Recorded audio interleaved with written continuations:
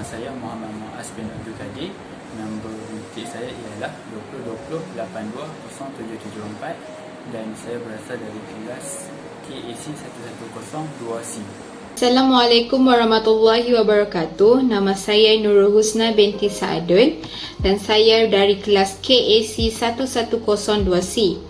Nombor pelajar saya ialah 2020892574 dan saya ialah ahli kumpulan 1. Assalamualaikum warahmatullahi wabarakatuh.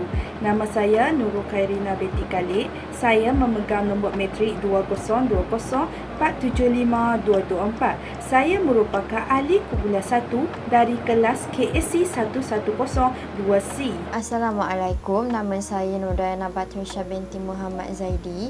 Nombor pelajar saya ialah 2008299844. Saya dari kelas KAC 110-2C dan merupakan salah seorang ahli kumpulan 1. Assalamualaikum warahmatullahi wabarakatuh. Nama saya Muhammad Hafiz Hazri bin Mazlan dari kelas KAC 110-2C. Kad matrik saya 2020843172. Analisis ayat Al-Quran yang kumpulan saya iaitu kumpulan 1 telah menganalisa ialah surah Al-An'am ayat 70 hingga 71. Surah Al-An'am ini adalah surah ke-6 di dalam Al-Quran serta mengandungi 165 ayat. Surah Al-An'am ini juga bermaksud haiwan ternakan. Kelebihan yang terdapat dalam surah ini ialah khasnya dari segi perlindungan serta penawar terhadap berbagai jenis penyakit seperti penyakit sakit kepala, pening kepala, demam dan segala jenis penyakit yang seangkatan dengannya. Ia dinamakan dengan surah Al-An'am ialah kerana ia berhubung kait dengan adat istiadat kaum musyrikin di mana mereka ini menggunakan haiwan ternakan mereka sendiri demi mendekatkan diri mereka terhadap Tuhan mereka. Maka turunlah ayat ini untuk disampaikan kepada mereka. Okey, yang terakhir sekali, menurut surah Al-An'am ayat 70 hingga 71 ini, ia menyatakan bahawa kita hendaklah menjauhi diri daripada menjadikan agama sebagai bahan lawak jenaka atau memperolok-olokkan agama kerana ia adalah satu perkara yang dilarang dari segi syarak serta ia boleh menjadi penyebab kepada kita untuk masuk ke neraka.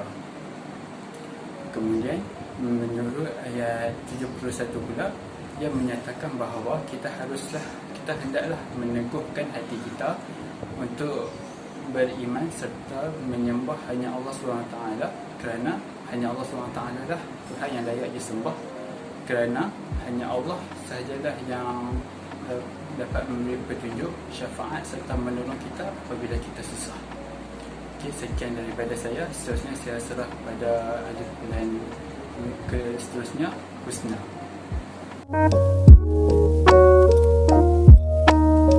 Melalui analisis saya dalam surah Al-An'am ayat yang ke-70 dan 71, saya dapat simpulkan bahawa ayat ini menerangkan kepada kita tentang larangan mempersendakan agama, yang mana ayat yang ke-70 menerangkan tentang nasihat dan juga hukuman yang akan ditimpa oleh orang yang melakukan perkara tersebut. Antara nasihat yang diberikan adalah kepada orang yang melihat orang lain mempersendakan agama, kita perlulah menasihati mereka dengan menggunakan Al-Quran. Dan juga hukuman yang dinyatakan dalam surah ini adalah orang yang melakukan perbuatan ini akan dijerumuskan ke dalam neraka dan akan diberi minum dengan air panas yang menggelegak disebabkan perbuatan tersebut. Dalam ayat yang ke-71 pula, dia menyebut tentang patutkah kita menyembah yang lain selain Allah, iaitu perkara yang tidak dapat memberikan manfaat dan juga tidak dapat mendatangkan kemudaratan kepada kita sekiranya kita menyembah perkara tersebut. Dalam ayat ini juga ada menyebut tentang hidayah, iaitu agama Islam yang diberikan oleh Allah, dan juga patutkah kita diundurkan ke belakang menjadi orang kafir seperti orang yang telah disesatkan oleh syaitan-syaitan di bumi. sedangkan dia mempunyai sahabat yang mengajaknya ke jalan yang benar. Saya juga masukkan contoh perbuatan mempersendakan agama dalam analisis saya, iaitu tidak menunaikan solat fardu, tidak mengeluarkan zakat dan juga makan di khalayak ramai pada bulan puasa. Sebab saya memilih contoh-contoh ini adalah kerana ia merupakan fardu ain dan juga rukun Islam, iaitu perkara yang wajib dipelajari dan dilakukan oleh semua umat Islam. Sekiranya kita tidak melakukan perkara tersebut, kita akan mendapat dosa besar, dan sekiranya dosa itu berulang dan berulang, ia dapat membatalkan iman kita. Jadi menurut saya, perkara tersebut merupakan perbuatan mempersendakan agama kerana ia dapat menjatuhkan maruah agama dan juga perkara yang dilarang oleh Allah. Jadi sekiranya kita melakukan perkara tersebut, kita perlulah bertaubat nasuha untuk meminta keampunan daripada Allah. Akhir sekali, saya juga ada masukkan tentang sebab mengapa Islam melarang kita melakukan perbuatan yang mempersendakan agama. Sebab mengapa Islam melarang kita adalah kerana untuk menjaga kesucian dan keunggulan agama Islam. Seperti yang kita ketahui, agama Islam merupakan satu-satunya agama yang benar dan juga agama yang sesuai dengan fitrah manusia. Jadi, kita sebagai umat Islam perlulah menjadi contoh yang baik kepada orang lain, iaitu orang yang bukan Islam, supaya mereka tertarik dengan agama Islam. Dan juga kita memainkan peranan penting dalam menjaga kemurnian dan juga keunggulan agama Islam, supaya agama Islam tetap menjadi agama yang dihormati oleh semua orang, bukan sahaja orang Islam, termasuklah orang bukan Islam. Seterusnya, saya ingin membentangkan mengenai intipati ayat yang telah diperolehi di dalam ayat 70 hingga 71 dalam surah Al-An'am. Jadi, berdasarkan ayat 70 hingga 71 surah Al-An'am ini, secara umumnya ia telah menceritakan mengenai larangan terhadap mempersendakan agama. Dalam hal ini telah disebut di dalam ayat 70 surah Al-An'am bahawa jauhilah diri daripada orang yang menjadikan agama sebagai hiburan. Ini menunjukkan Allah melarang kita mendekatkan perbuatan yang mempersendakan agama, kerana perbuatan ini merupakan perbuatan yang akan menjatuhkan martabat agama Islam dan ia merupakan perbuatan yang terkutuk yang menyebabkan kita mendapat azab di akhirat.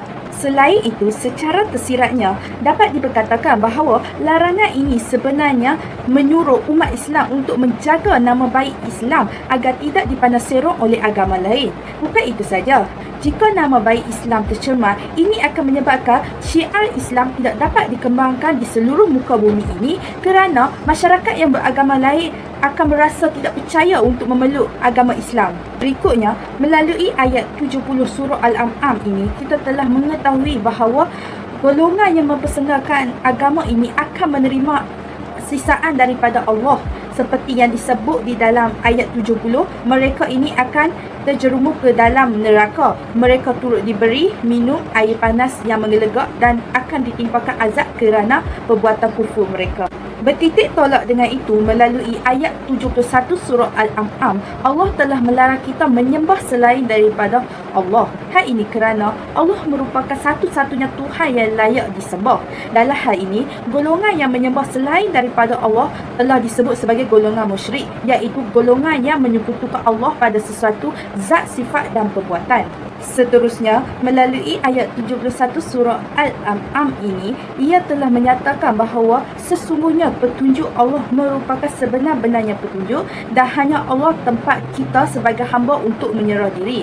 Jadi, jika ingin kita memohon pertolongan, mintalah kepada Allah yang merupakan Tuhan yang Maha Esa terhadap sekalian alam ini.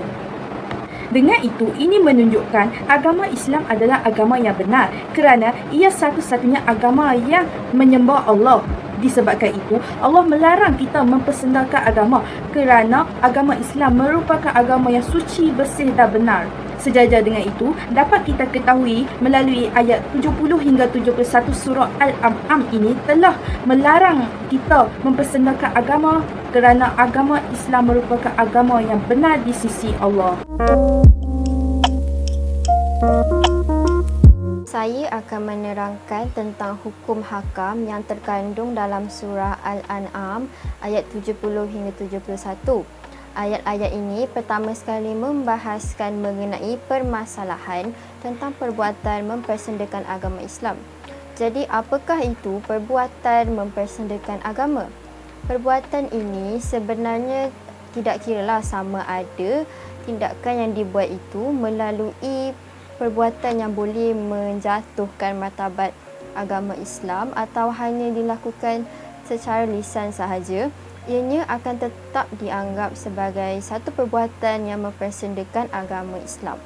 Di samping itu, antara perintah dan larangan yang terdapat dalam surah Al-An'am ayat 70 adalah Allah memberitahu kita untuk tidak bercampur dengan golongan yang mempersendakan agama supaya kita tidak terpesong seperti mereka.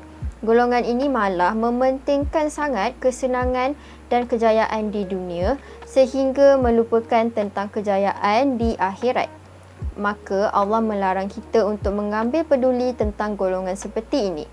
Perintah dan larangan yang terkandung dalam surah Al-An'am ayat 71 pula antaranya adalah kita diperintahkan untuk tidak meninggalkan kawan-kawan kita yang telah lama melupakan atau meninggalkan terus pegangan agama.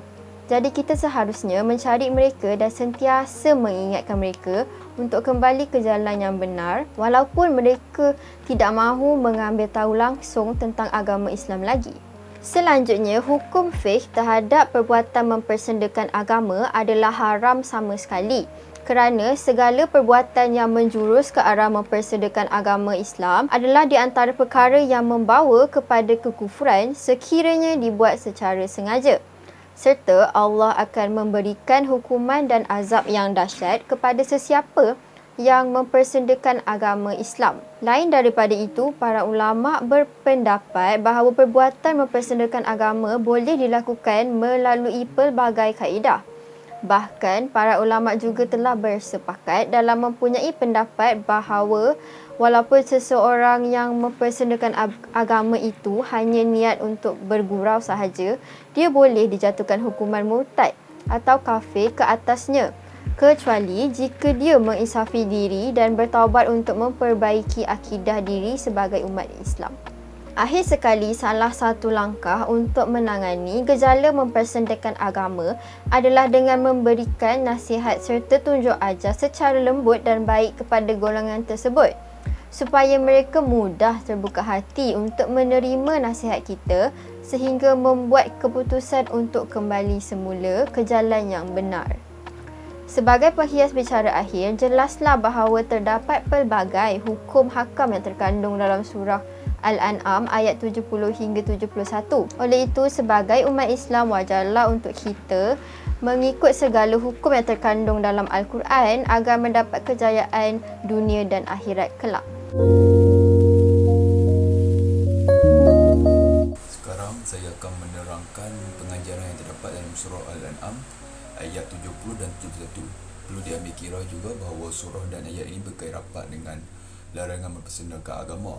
Oleh itu, kita haruslah mengambil iktibar dan berusaha untuk menjadi umat Islam yang baik. Pengajaran pertama ialah kita hendaklah menjaga kesucian agama Islam supaya dipandang tinggi. Sejak semenjak ini, begitu banyak sekali kes orang mempermainkan agama Islam secara terbuka dalam pelbagai platform, iaitu media massa dan media sosial. Mereka berani menyebarkan melawak agama yang dianggap sebagai hak kebebasan berbicara. Antara contoh perbuatan seperti menghasilkan video remix azan menjadi lagu dan menyebarkan juga propaganda bahawa Nabi Muhammad SAW ialah pedofilia. Cara kita untuk melindungi agama Islam ialah dengan melaporkan bahawa video remix ini melanggar tata tertib media sosial.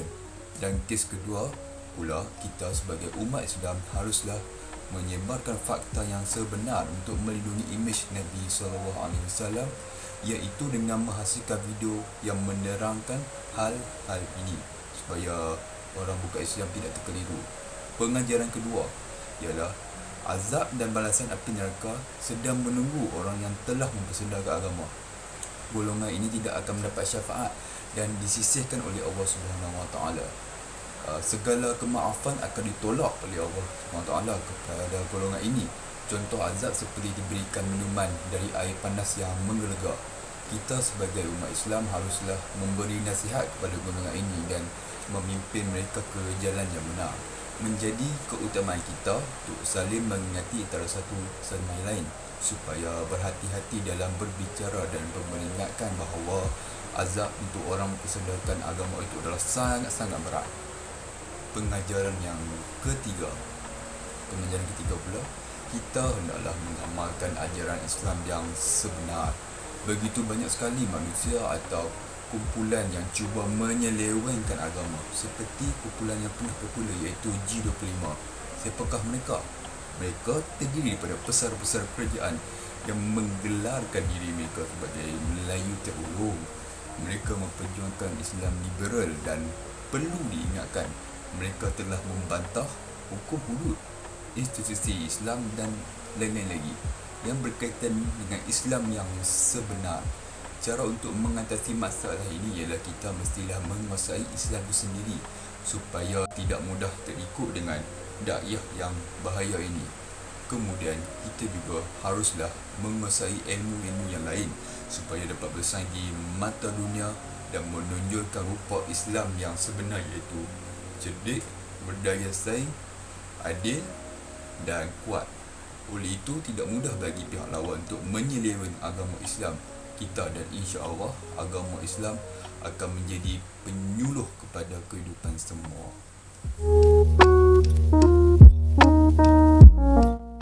Kesimpulannya, melalui tugasan analisis ayat Al-Quran ini, kami berlima telah berjaya mendapat kefahaman yang lebih mendalam terhadap ayat 70 hingga 71 surah Al-An'am. Kami telah mengetahui hukum ahkam yang terdiri daripada ayat-ayat ini, seperti larangan mempersendakan agama dan juga larangan menyembah selain daripada Allah.